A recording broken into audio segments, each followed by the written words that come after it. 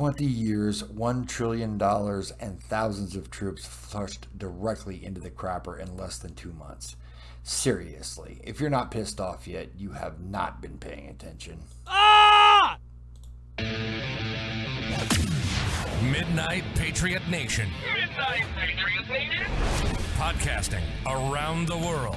It's time for another release of the Liberty Virus with your hosts, Spartan, Cryptic, Phoenix, and Burton. Those guys are pretty intellectual. Intellectually stimulating. Strap in. Listen up.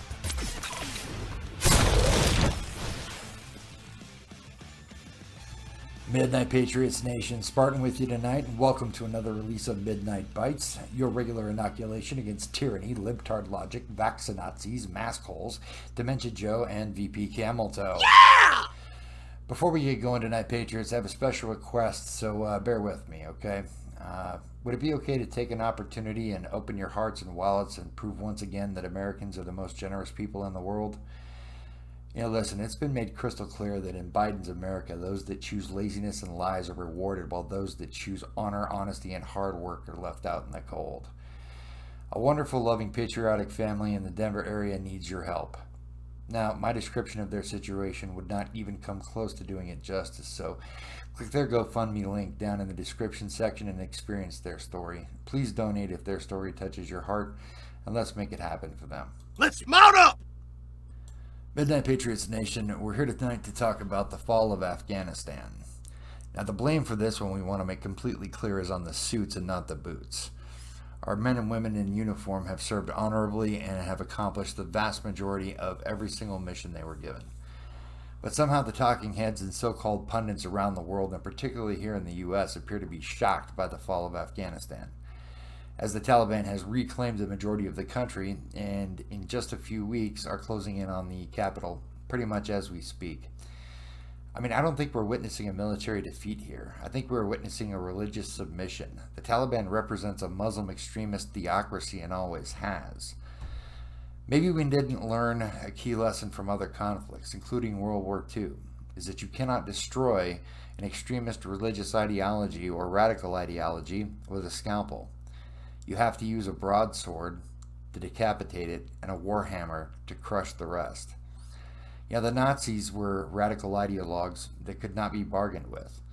We didn't talk or bribe them into submission. We slaughtered their citizens, carpet-bombed their infrastructure, and defeated their military until there weren't enough of them left to fight. They were forced to surrender.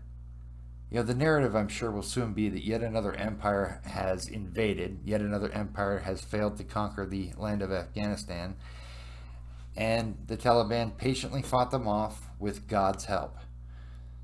And they will consider it and propagandize it as proof that the Taliban are divinely ordained to rule Afghanistan and its people forever. I mean, the U.S. is the greatest military force on the planet, or that the planet has ever seen. At least that's what we are constantly told to justify the massive amount of treasure we spend in defense every year. Yet we are withdrawing from another foreign land with our tail tucked firmly between our legs as Dementia Joe literally begs and offers ransom to the Taliban not to take the embassy. So much for not negotiating with terrorists, huh? In reality, we never really went to war with Afghanistan. While war may be evil, the ability to make war is a necessary evil. I mean, regardless of what lefties and academia wants you to believe, our enemies have no interest in sitting down over a glass of wine, holding hands, having a good cry to resolve our differences. War, simply put, is killing people and breaking things faster than your enemy can until they unconditionally surrender or there is none of them left to fight. Millennia ago, Sun Tzu said, "No society ever benefited from a drawn-out conflict." We're supposed to be the best at it, and yet here we are. Maybe as a nation we need to get over the notion of a clean war, where only troops and military assets are destroyed. I mean, that does seem to be a myth. Can you tell me any war that was ever won with a scalpel? I think I can name plenty that have been won with a broadsword or a war axe. Now, I realize these notions are particularly offensive to many of my fellow countrymen, men and women, but that is the truth. My grandmother passed away a few years ago. And time has proven her not only to be one of the smartest people I've ever known in my life, but also the wisest. She taught me that war is only ever fought for three reasons: money, land, and power. The rest is just window dressing. More modernly, that window dressing would be known as useful idiots or manufactured consent, would it not? Now, obviously, I'm not some overeducated DC think tank contributor. That said, there seems to be some unspoken facts that have gone unnoticed and under the radar.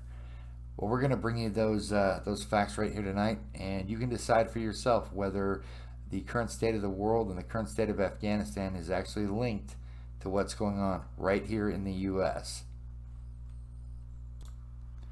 Now, before you tell me to go put on my tinfoil hat,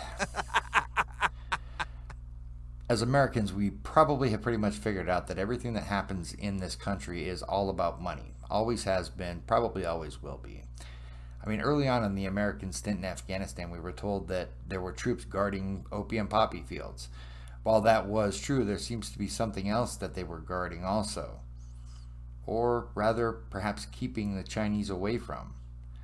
Now, as I said, there's a few very interesting things that may or may not have been related and that you may or may not be aware of. First one. According to an objective analysis, the $1 trillion infrastructure monstrosity currently being kicked around the legislature is in reality the first few steps, if not most of them, for the Green New Delusion, including massive funding for renewable energy sources like solar panels, wind turbines, electric vehicles, etc. Second, President Biden recently signed a new renewable energy policy directing that a minimum of 1/2 of all cars sold in the United States to be electric by 2030. The third, depending upon what news source you listen to, the Biden families probably do have business connections in China and possibly with the Chinese Communist Party. Hard to say, the evidence may be sketchy, but it's at least worth a look, because usually where there's smoke, there's fire. The fourth, China is the only nation with the manufacturing capacity to supply the equipment for the Green New Delusion in the amounts that the United States would need to actually pull it off. The fifth, according to the Institute for Energy Research.com, August 4th, 2020, China dominates the rare earth mineral supply chain, rare earth element supply chain. Now you may be asking yourself, what the hell are rare earth elements? Well, rare earth elements are defined as a group of 17 metallic elements that are embedded in most high-tech products, including wind, solar, and electric vehicle technology.